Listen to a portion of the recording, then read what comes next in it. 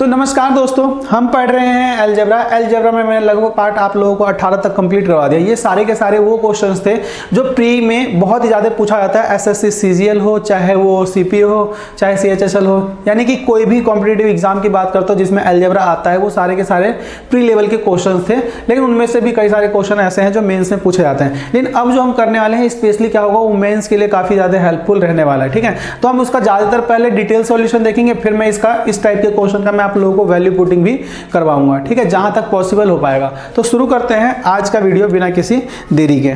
देखो question number पहले हम बात करते हैं क्वेश्चन नंबर फर्स्ट की, जो दिया हुआ है सबसे अच्छा क्वेश्चन है और ये प्रीवियस ईयर में पूछा हुआ है मेंस में।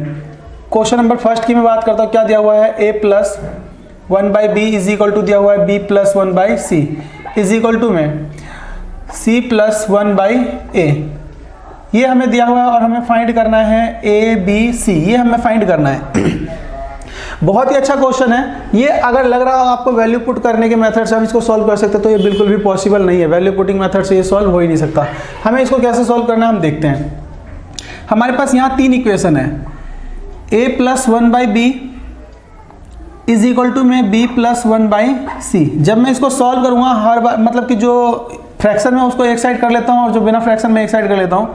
a माइनस में b इज इक्वल टू क्या आएगा, 1/c माइनस में 1/b। जब मैं इसको सॉल्व करूँगा तो क्या आएगा, a माइनस में b इज इक्वल टू में b माइनस में c बटे में cb।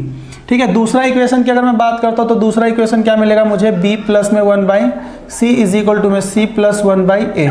फ्रैक्शन वाले को एक साइड कर लेता हूँ तो क्या आ जाएगा यहाँ पे, b माइनस में c इज इक्वल टू में इसी तरह से 1/a माइनस में 1/c। सॉल्व करेंगे तो क्या आएगा, b माइनस में c इज इक्वल टू में c माइनस में a अपॉन में ac। ठीक, इसी प्रकार से तीसरा इक्वेशन मुझे क्या मिल रहा है, c plus 1/a is equal to में a प्लस 1/b। एक साइड कर लेते हैं हम तो क्या आ जाएगा, c माइनस में a इज इक्वल टू में 1/b माइनस 1/a। जब मैं सॉल्व करूंगा तो c माइनस में a इज इक्वल टू में क्या मिलेगा, a माइनस में b अपॉन में ba या ab। अब मैं क्या करता हूँ, इन तीनों इक्वेशन को मल्टीप्लाई कर लेता हूँ। तो मल्टीप्लाई करूँगा तो क्या आएगा, a माइनस में b इंटू में b माइनस में c इंटू में c माइनस में a इज इक्वल टू में क्या आएगा, b माइनस में c अपॉन में cb इंटू में c माइनस में a अपॉन में ac इंटू में a माइनस में b अपॉन में। अब मैं बात करता हूँ ये सभी के सभी वैल्यू क्या है, दोनों तरफ बराबर है ना। जब दोनों तरफ बराबर है तो इससे क्या हो जाएगा, इससे ये कैंसिल हो जाएगा। और इसको हम जब सॉल्व करेंगे तो क्या आएगा, 1 इज इक्वल टू में 1 अपॉन में a स्क्वायर b स्क्वायर और c स्क्वायर। ठीक है, जब मल्टीप्लाई करेंगे तो अब ये इधर आके क्या होगा, मल्टीप्लाई होगा। जब मैं सॉल्व करूंगा तो a स्क्वायर b स्क्वायर और c स्क्वायर बराबर क्या आ गया, 1। लेकिन हमें पता है ये स्क्वायर है, उधर क्या बनेगा, रूट बनेगा। लेकिन रूट क्या होता है, एक बार प्लस में और एक बार माइनस में। तो a b और c इज इक्वल टू जो आएगा वो क्या आएगा, प्लस माइनस में 1। यही क्या है इस क्वेश्चन का करेक्ट आंसर है। हालांकि इस क्वेश्चन को अगर हम बात करते हैं मतलब कि वैल्यू पुटिंग मेथड से सॉल्व करना, तो वैल्यू पुटिंग मेथड से ये सॉल्व नहीं होगा, क्योंकि हमारे पास इक्वेशन भी 3 था इसमें और हमारे पास क्या है, वेरिएबल भी इसमें 3 दिया हुआ है। तो इसीलिए एक बहुत अच्छा क्वेश्चन है और प्रीवियस ईयर में पूछा हुआ भी एक क्वेश्चन है ये। ठीक है, तो देखते हैं हम इसका नंबर 2 क्या दिया हुआ है। क्वेश्चन नंबर 2 में कहा गया है, a अपॉन में 1 माइनस में a प्लस b अपॉन में 1 माइनस में b प्लस c अपॉन में 1 माइनस में c इज इक्वल टू दिया हुआ है 4। देन हमें फाइंड करना है 1 अपॉन में 1 माइनस में a प्लस 1 अपॉन में 1 माइनस में b प्लस 1 अपॉन में 1 माइनस में c। ये क्वेश्चन है। इस क्वेश्चन को हम 2 तरीके से सॉल्व कर सकते हैं, मतलब 3 तरीके से। एक तो इसका सबसे आसान तरीका होगा क्या, वैल्यू पुटिंग मेथड लगा लो इस क्वेश्चन को सॉल्व करने के लिए। मैं क्या कर लेता हूँ, वैल्यू ऐसे पुट करना है कि बटे में 0 नहीं बनना चाहिए। तो a और b, a बराबर b बराबर में 0, मतलब a और b दोनों की जगह मैं क्या पुट करता हूँ, 0। मैंने बोला है अभी थोड़ी देर पहले कि अगर हमारे पास इक्वेशन दिया हुआ हो एक और वेरिएबल 3 दिया हो तो हम 2 को कुछ भी मान सकते हो। तो मैं a और b को क्या मान रहा हूँ, 0। तो ये दोनों खत्म हो जाएगा। क्या मिलेगा मुझे, c अपॉन में 1 माइनस में c इज इक्वल टू में 4।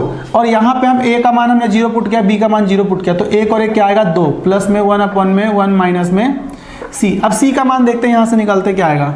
तो c इज इक्वल टू क्या आ जाएगा, 4 1 माइनस में c, जब मल्टीप्लाई करूंगा मैं इसको तो c इज इक्वल टू क्या आएगा 4 माइनस में 4c, माइनस इधर क्या होगा प्लस, तो 5c इज इक्वल टू में क्या आ जाएगा 4, यानी c बराबर क्या आ गया 4 बाई, c का मान हम यहाँ पे पुट करते हैं, तो c का मान जब मैं यहाँ पे पुट करूंगा तो 2 प्लस में 1 बटे में 1 माइनस में c बराबर 4 बटे 5, एक मान के एलसीएम लेकर सॉल्व करेंगे तो क्या आएगा 2 प्लस 1 बटे में, मतलब ये 5 में से 4 गया तो 1 आएगा, और ये 5 बटे में है तो ऊपर जाके गुना हो जाएगा, तो क्या आ जाएगा 5 और 2 7। तो वैल्यू पुटिंग मेथड ये था। दूसरा तरीका क्या है कि मैं लेट कर लेता हूँ, मुझे नहीं पता इसके बराबर क्या है, तो मैंने मान लिया क्या के।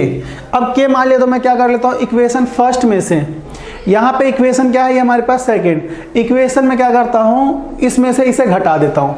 देखो के बराबर में क्या दिया हुआ है, के इज इक्वल टू में दिया हुआ है 1 अपॉन में 1 माइनस ए प्लस 1 अपॉन में 1 माइनस में बी प्लस 1 अपॉन में 1 माइनस में सी, और 4 बराबर में क्या दिया हुआ है a अपॉन में 1 माइनस में a प्लस b अपॉन में 1 माइनस में b प्लस c अपॉन में 1 माइनस में c।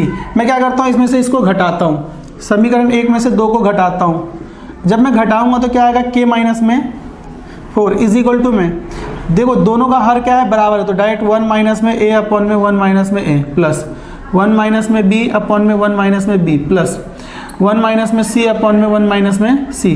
जब मैं इसको काटूंगा तो क्या मिलेगा मुझे, यहाँ से एक, यहाँ से भी एक और यहाँ से भी एक, यानी कि k माइनस में 4 इज इक्वल टू 3। देन हम कह सकते हैं कि k बराबर जो आएगा वो कितना आएगा 4 और 3 7। यही क्या है इसका आंसर है। तो ये क्या था हमारा मेथड 2, ये क्या था मेथड 1। अगर हम बात करते हैं इसका एक और भी मेथड है, तीसरा मेथड भी है। अब मैं तीसरे मेथड की बात करता हूँ, वो भी मैं करवाता हूँ यहाँ पे।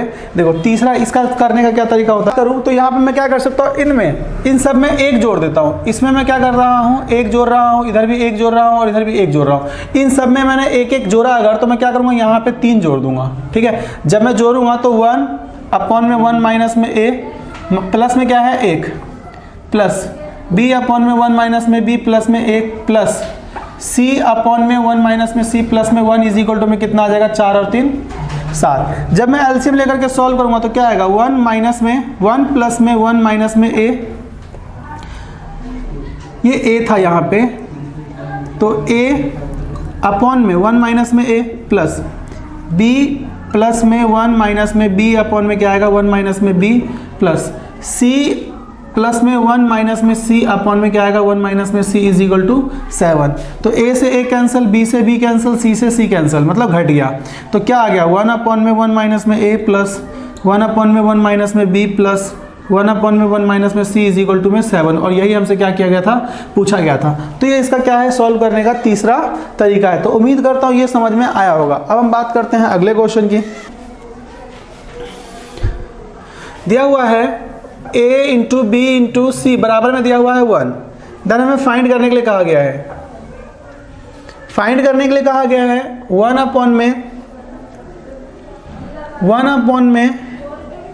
1 plus a plus B inverse plus 1 upon में 1 plus b plus C inverse plus 1 upon में 1 plus c plus A inverse. हमें ये वैल्यू क्या करना है, फाइंड करना है। तो वैल्यू पुटिंग मेथड से अगर हम इसको देखना चाहें या वैल्यू पुटिंग मेथड से इसको अगर हम सॉल्व करना चाहें तो इसका आंसर क्या आने वाला है 1। लेकिन मैं इसको डिटेल में, मतलब a और b को आप क्या मान लेना, 1, सबको 1 मान लो। अगर 1 मानेंगे तो ये भी 1 1 1 3 हो गया, ये भी 3 हो गया, ये भी 3, 1/3 1/3 1/3 क्या आ जाएगा 1 आ जाएगा। लेकिन हम क्या करेंगे, यहाँ पे इसको मैं सॉल्व करवाता हूँ, इसका डिटेल में बताता हूँ। क्या लिखूंगा मैं, 1 अपॉन में 1 प्लस में a प्लस, अगर मैं b की बात करता हूँ तो b को मैं कैसे लिख सकता हूँ, b जो है ये इनवर्स दिया हुआ है तो ये क्या आएगा 1/b, और 1/b की अगर मैं बात करूँ तो क्या आ जाएगा ac आएगा। तो मैं यहाँ पे ac लिख दूंगा। अगले स्टेप में करता हूँ 1 अपॉन में 1 प्लस में b की अगर मैं बात करूँ तो b की बात करेंगे तो क्या आएगा 1 अपॉन में ac आ जाएगा, प्लस में क्या आएगा c इनवर्स की अगर मैं बात करूँ तो c इनवर्स को c इनवर्स ही रहने देता हूँ, मतलब 1/c लिख देते हैं, प्लस 1 अपॉन में 1 plus c plus a inverse, यानी कि a इनवर्स का मतलब क्या हो गया 1/। अब इसको हम क्या करते हैं, सॉल्व करते हैं। 1/b का मान मेरे को पता है क्या दिया हुआ है ac, 1 plus a plus ac plus 1 upon में एलसीएम लेंगे तो क्या आएगा, ये ac ही आएगा। और बटे में यहाँ पे क्या आएगा ए सी प्लस में 1 प्लस में यहाँ पे ऊपर नीचे ए से ही मल्टीप्लाई होगा तो प्लस में क्या आएगा ए। क्या आ जाएगा यहाँ पे हम जब सॉल्व करेंगे तो a प्लस में ए सी प्लस 1 अपॉन में क्या आ जाएगा a। सबको हम क्या करते हैं ये जो दिया हुआ बटे में ऊपर चला जाएगा तो क्या आ जाएगा 1 प्लस, देखना हर क्या आ गया 1 प्लस ए प्लस ए सी 1 प्लस ए प्लस ए सी 1 प्लस ए प्लस ए सी। तो सबका हर बराबर तो अंश को मैं डायरेक्ट जोड़ दूंगा, ये ए सी ऊपर चला जाएगा तो ए सी प्लस में ए ऊपर जाएगा तो a अपॉन में क्या आएगा 1 प्लस में a प्लस में ए सी। तो इससे क्या हो जाएगा ये कैंसिल होगा, क्या आएगा आंसर 1। तो उम्मीद करता हूँ ये चीज़ें आप लोगों को समझ में आ रहा होगा।